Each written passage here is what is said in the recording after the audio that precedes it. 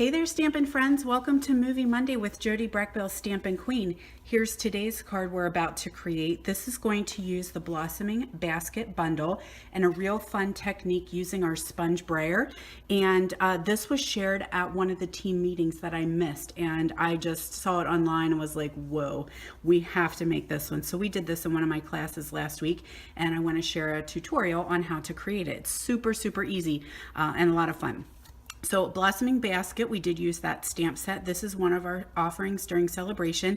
I'm not quite sure when this video will air, so it may already be over and you may have missed out. So the good news is that if you are part of my stamping group, I have a celebration after party in April, and it's an invitation only party, and I may or may not have a huge basket of celebration things for you to choose from, so celebration can continue for those of you who receive your invitation. So let's go ahead and start off. Let's do some stamping. I went ahead and die cut out a white circle with our stitched shape framelits.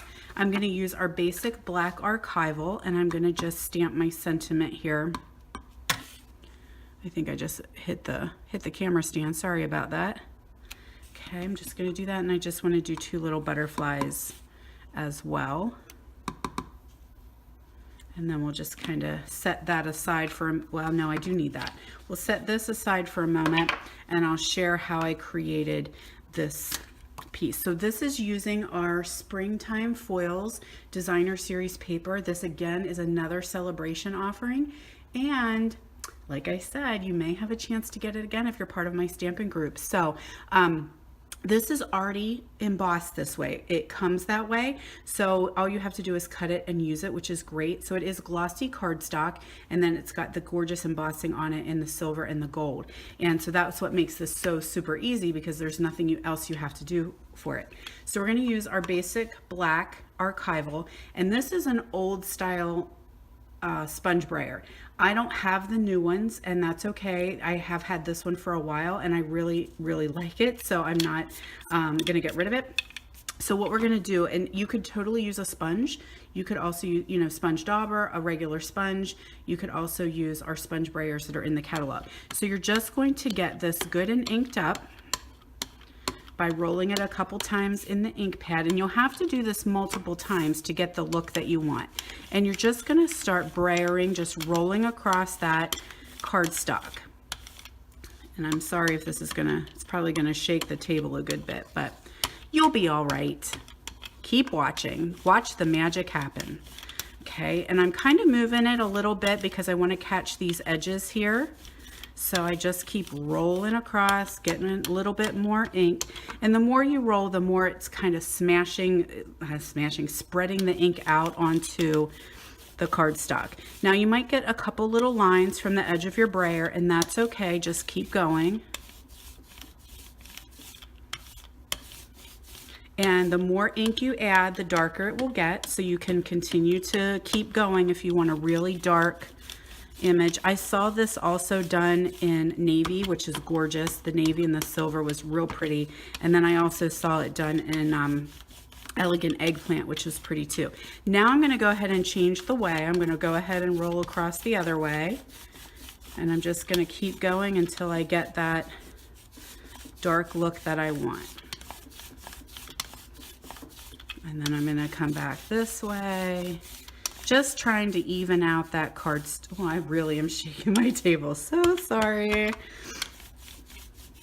Hopefully you guys don't get too seasick. I don't even think I can hold that still while I brayer this. So anyway, if you have light spots, that's okay. Just keep going back and forth over, and you'll see that it just really starts to even out, so it's not so blotchy looking.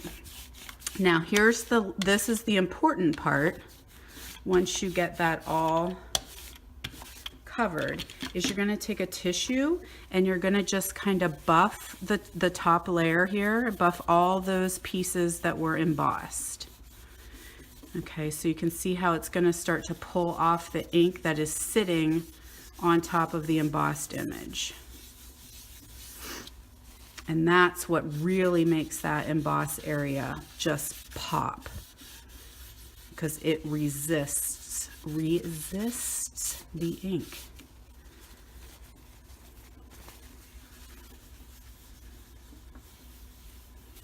All right, isn't that gorgeous? Love it. All right, super easy technique, just really great to give that little bit of wow. So I'm gonna attach this to a piece of gold foil. Never skimping on my adhesive to make sure that that stays stuck on that foil piece. I'm going to take a piece of our ribbon it's kind of a naturals ribbon with that little strip of gold right down the center. That's just so pretty. Put that on here, and then the whole thing is going to get attached onto my basic black card base.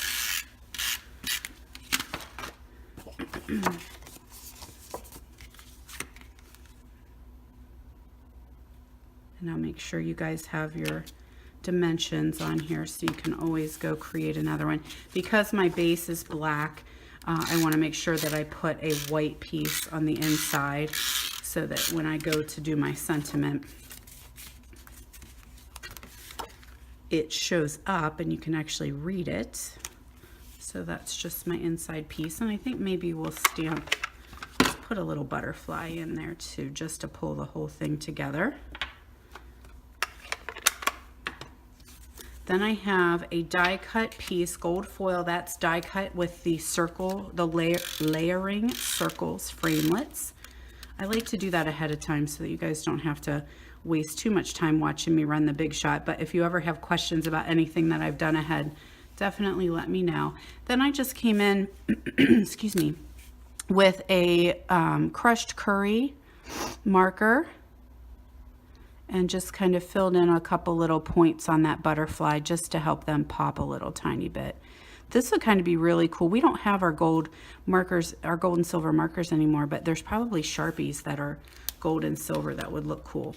So then I'm going to put some dimensionals on the back here, and I took a little piece of that ribbon and just kind of made it like a little banner, and it's just going to stick off the edge here. So I just put that on the back like that, and then I laid a dimensional over top to hold it on, or not. I need to have some adhesive down there too, and a dimensional. Okay, and then I'll be able to just trim the edges. Sometimes these little guys are easier said than done, right? My fingernails just don't want to get in there and pop them off. All right, you don't want to stay too well, do you? You're not stuck down, that's why. All right, a little bit more adhesive there to make that piece work. Make sure I'm in the right area.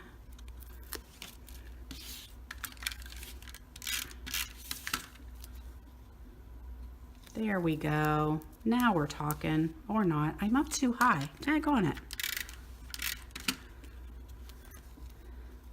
All right, that looks a little bit more like it. Okay, so we're just going to attach that right onto here, and we're good to go. I can trim these little guys' ends off here. And there you go. Such a gorgeous card using our springtime foils. Designer series I can't talk. Designer series paper from the celebration. I'm going to give this one away. Okay, so if you guys are watching this video, leave me a comment wherever you're seeing it. Might be on Facebook, might be on YouTube. Just leave me a comment, and I will go ahead and give this card away the following Monday. So have a wonderful week, you guys, and thank you so much for dropping by, and I will see you next week for Movie Monday.